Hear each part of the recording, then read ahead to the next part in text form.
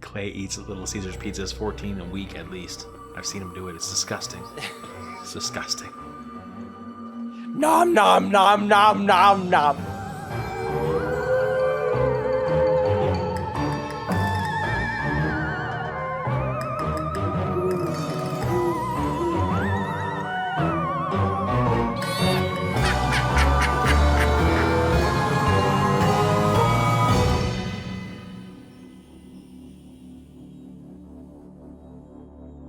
Welcome to Talk About Scary, the show where we do just that. Talk about scary places. Ooh, scary. We're not, The only scary thing is how sweet my drink is. What are you drinking there? What is that? What is that? Nectarine blueberry.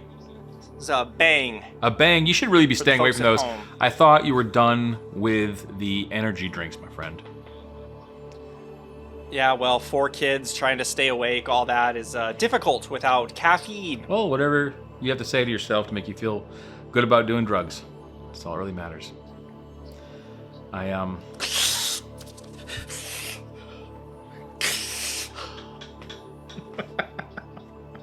Anyway. Sorry about my creaky chair, by the way, just in advance. My chair is creaky. So we're not editing that sound out for you guys this time around. No. In fact, I might enhance it. But like I was about to say, my name is Clay.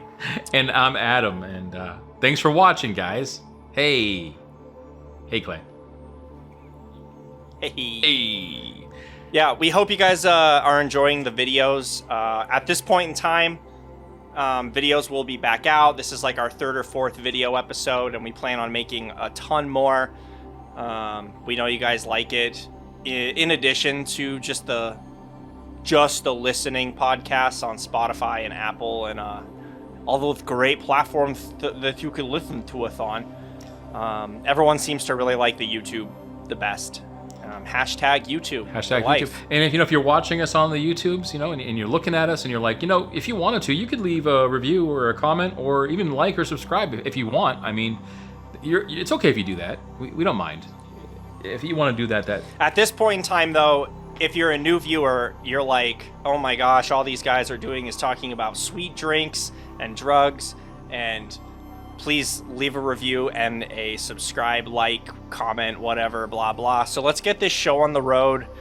Adam, what are we talking about today? We were talking about something that's important to me, and soon, or it's actually something important to me, and a plug for a documentary we just finished. Thin Mints.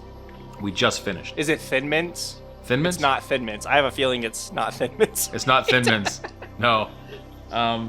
We did a documentary on sleep paralysis, and the documentary will be called Sleep Paralysis and the Phenomenon of the Shadow People. It's a mouthful. Ooh. That's what Clay said. There might be a trailer edited in right here. What is sleep paralysis? The Mayo Clinic defines sleep paralysis as a temporary inability to move or speak before falling asleep or upon waking. People who suffer from this condition are able to open their eyes, see, sense, touch, and hear with total cognition, but yet are completely immobile. It may seem like a rare condition, but in fact, over 3 million Americans report suffering from sleep paralysis every year, and over 7% of people worldwide.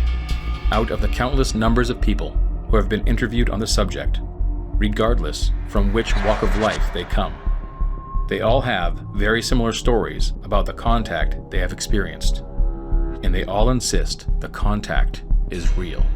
Millions of people have reported hearing otherworldly voices and sounds, seeing beings or energies from another realm, and many report actually being harmed by these entities. Sleep paralysis and the phenomenon of the shadow people. Should I pause for the trailer? I don't know if it went or not.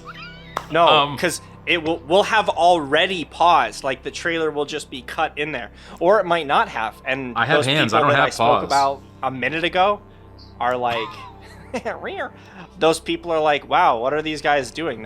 They're lame. Yes. And you're wrong. We're not. No, you're not wrong. We are lame, but it's fine. So, anyway, I got a frog in my throat. Sorry, guys. So we're talking about sleep paralysis today. It's something that I have suffered from ever since I was 6 years old. I'll tell you a brief story about that in just a moment. But to give you an idea of what sleep paralysis is, to all our viewers out there, even though I know Clay knows what sleep paralysis is because he edited a portion of the documentary. So to make it kind of brief, sleep paralysis happens in about 3 million Americans per year if you're overseas or someplace else. I don't have the exact data. I know that it's a large swath of the global population. About 8%, I believe. More than 12. Yeah, more than 12. It's like 8. More than 12 people.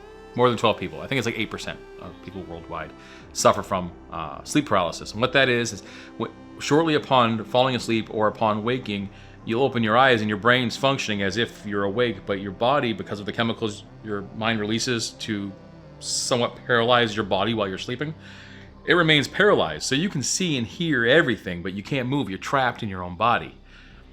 And while you're trapped in your own body, many people have experienced something else in the room with them. And everybody from every walk of life has had the same exact type of experience where they see a shadow creature or several, or they describe them as people, but they're always something that's very shadowy. They really can't make them out except that they're a form of a being. These like no facial features usually. No facial features, maybe eyes, but you can almost see through. These beings that have been described, they can definitely hear them making noises or trying to say something to them. They can see them move, obviously, and at times people have actually complained about being touched by these things sometimes in an aggressive manner. Insert any dirty joke you want right there too, because that's where I would normally do it, but today I'm not doing the dirty joke today. So that's kind of in a nutshell what sleep paralysis is. A really, really basic nutshell. It's not like I'm being very technical about anything. So as far as that goes, anecdotal information, because I don't want to give away the documentary itself, so I'll just talk about my experience and some things that have happened in the past with other people. But not in the documentary. So when I was 6, I was adopted. My mother, God rest her soul, passed away when I was very young and never knew my father, so I was given to a nice family that gave me their last name, the Berardis. And they moved me into this beautiful farmhouse in East Candia, New Hampshire. I think it had a population of 2. No, seriously though, I think it had a population of 300 people. It's a very small town. And we lived on a one-lane road. When I mean one lane, I don't mean a lane on each side. I mean it was one lane. And this is back in the 80s, so we still had carriages, and we didn't have motor vehicles yet. And there was a nice cemetery across the street, and all the headstones were from the 1700s. It was really, really a rustic place. And my bedroom was at the top of the stairs. They gave it to me, but it didn't have any doors on it, just archways, because it's an old house, and a lot of old houses back then didn't have doorways. They had doorways, but no doors. And it was a pretty scary room, but I don't know why I would be scared. I was kind of young, and I remember waking up for the very first time in this house. Maybe it was, anxiety triggered. But I woke up and I couldn't move my body. I was a little kid. I couldn't scream, couldn't open my mouth to scream. I was trying to scream, couldn't open my mouth. And I look out the door, and something pokes its very large head out from the other side of where the door would be. There was a little alcove, and it kind of peeked in and looked at me. And at that moment, I could see it. Was it a pigeon? It was not a pigeon, unfortunately. It was something else. And at the time, I was just terrified. I could see its eyes, and most people say it couldn't see anything, but it felt to me like I remember it smiling at me. I can still picture it. It was like a menacing smile. And it ducked its head back, and then it did it again. It ducked its head back, and I laid there. And eventually, I started being able to move my fingers and my hands, and I pulled the covers over my head, and I hid there. And eventually, I got the courage to jump out of bed, and I ran downstairs to my new soon-to-be adopted parents' room. And in there, I told them what happened, and they said, go back upstairs, it's a bad dream. And I go, I don't want to go back upstairs, that thing is up there. And they said, no, go back upstairs. So in the middle of the cold winter in New Hampshire, which is frigid, I curled up at the foot of their bed, at the floor, on the wooden floor, and I just laid there all night. I wouldn't leave till the sun came up, and then I snuck away. I didn't sleep for days after that. And that's also what began long bouts of insomnia for me after that, where I physically couldn't sleep anymore. Something physiologically had changed in me. And throughout my life, to make this real short, throughout my life, I've had this experience countless hundreds of times. And the very last time that it happened, I was laying next to my wife in her bed, which made me make the documentary. And I fell asleep and my eyes were a little bit open. And this thing, I could see it out of the corner of my eye, but I was facing my wife. I could see her. She was watching television. I just couldn't say anything. And I could almost see it out of the corner of my eye, and then I could hear it chattering in my ear, like chattering. And I tried to scream, and I like demon language. No, it was like just noises, like noises, like it was moving its mouth and teeth, but I couldn't see it. And it was really close to my ears, like my one ear, my left ear, because I was on my right hand side. Chattering. I just don't know how to describe it. So my little dog Busy, if no one's ever seen him, sometimes we have some behind the scenes stuff we do from other movies, and Busy's our set dog. He's a little tiny poodle. He's really adorable, and his little locks of fur were still in my fingers. He was still in my fingers because I was holding him in my hands as I fell asleep.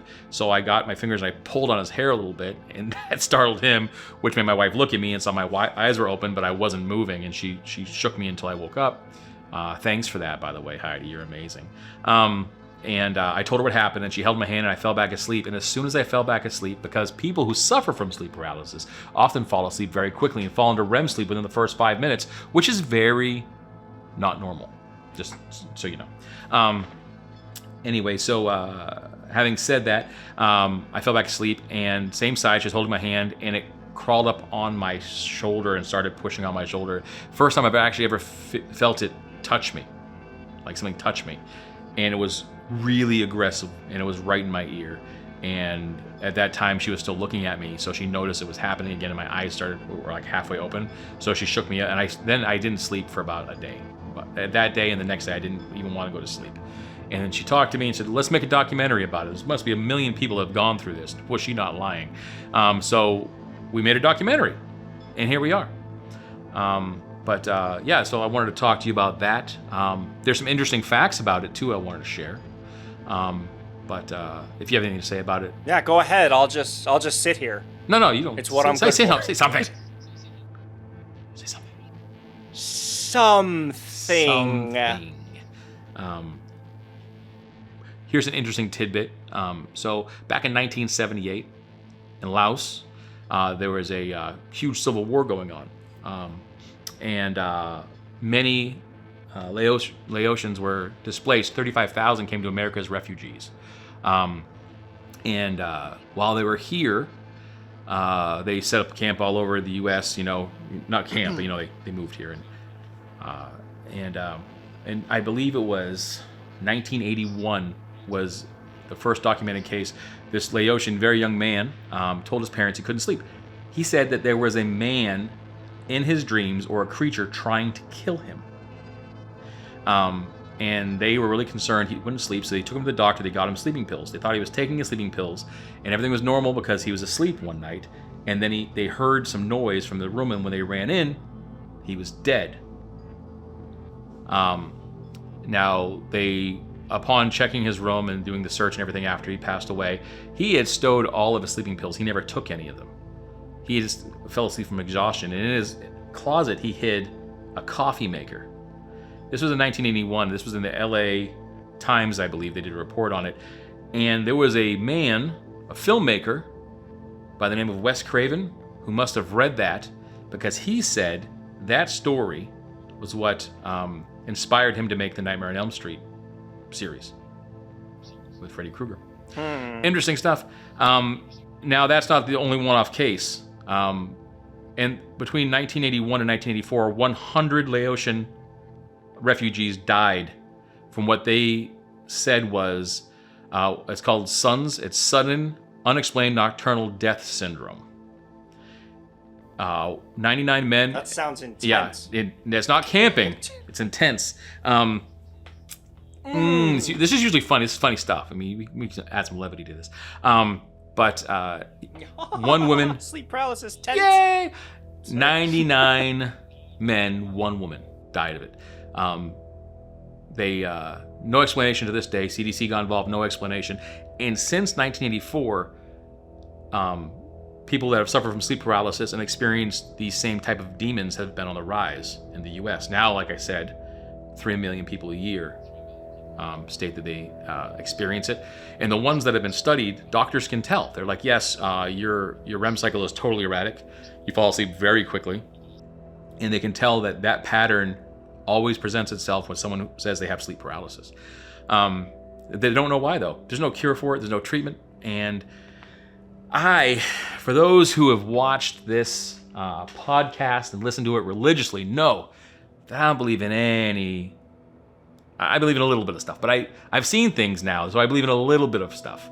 Our first podcast, I totally didn't believe in anything at all.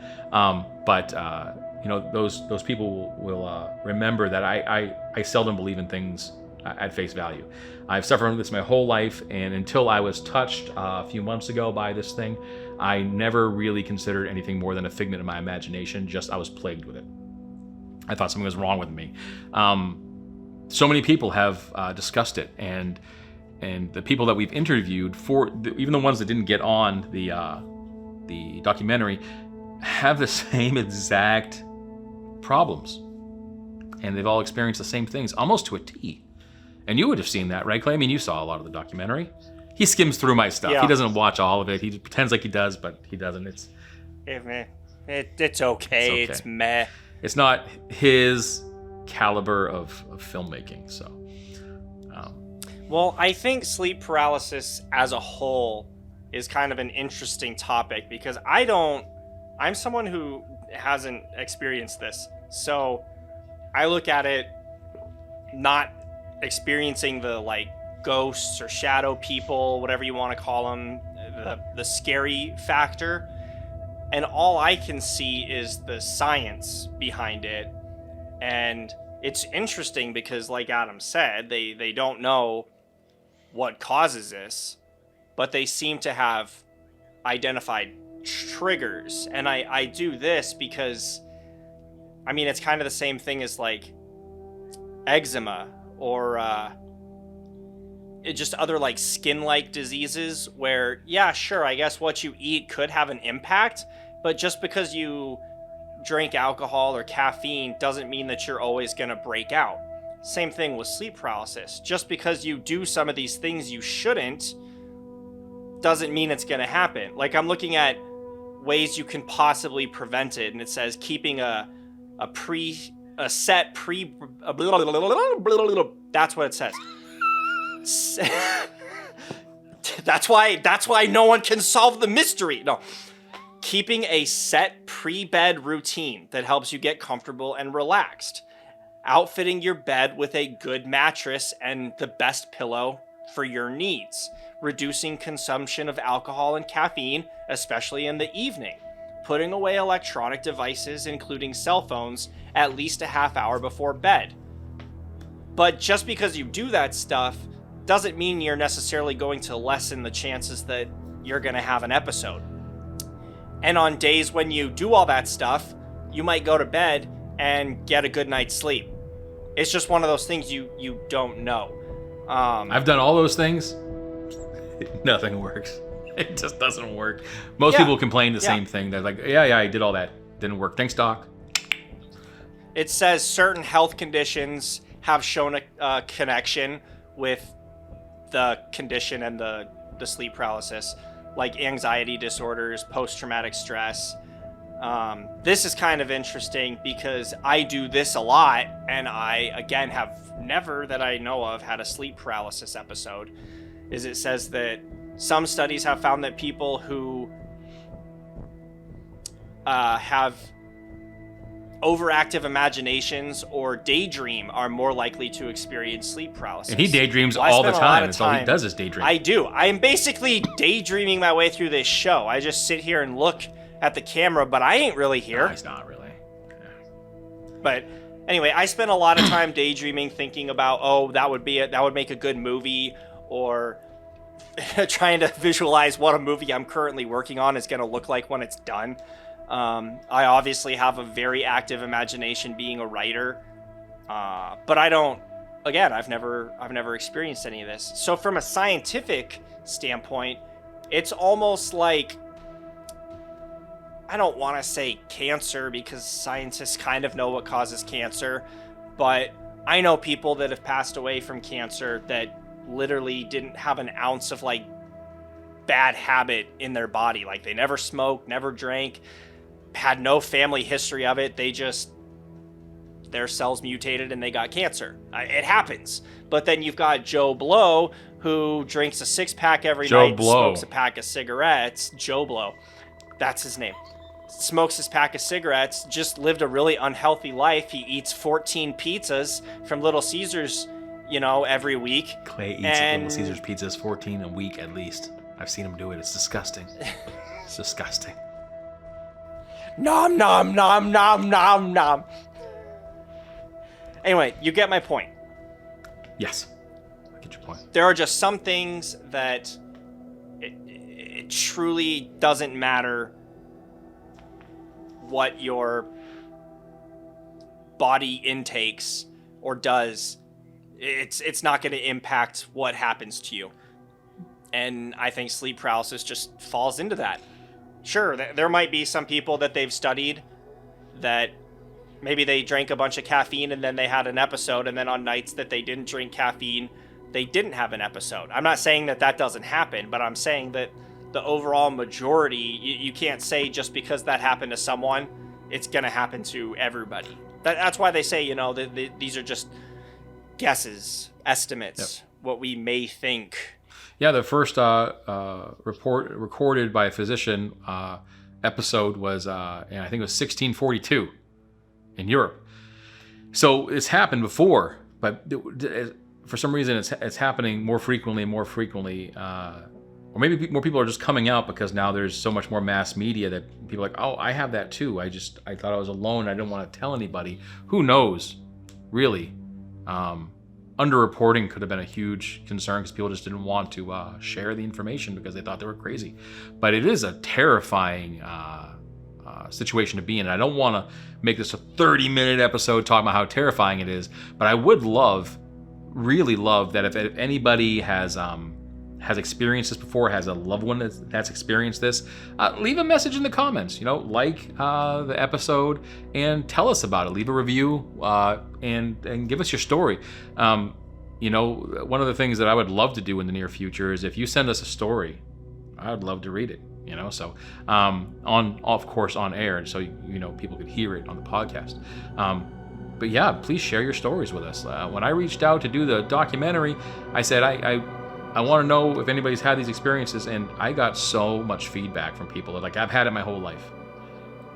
Yeah, it was pretty crazy to see how many people have experienced nearly the same thing. And I think, I know we're running low on time, and I just wanted to touch on, I think Adam says it's terrifying, and I'm sure that it is. I don't deny that. But I think it's almost interesting that all this, science, whatever happens when you sleep that causes this, makes people see these like hallucinations, whether it be demons, shadow people. I mean, it's just you can't study this sort of thing because how do we know that it's not just happening in people's heads?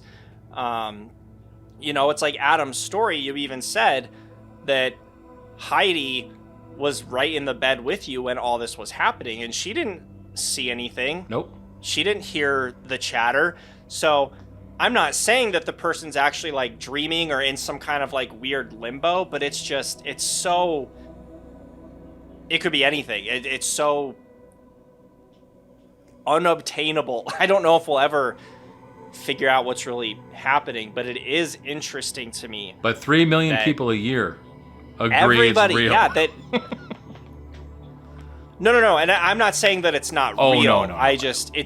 It's weird that whether it's happening in your head and just that's the way everything happens, or whether it's really happening and for some reason you're in this weird limbo that you can like see it and a fully awake person can't.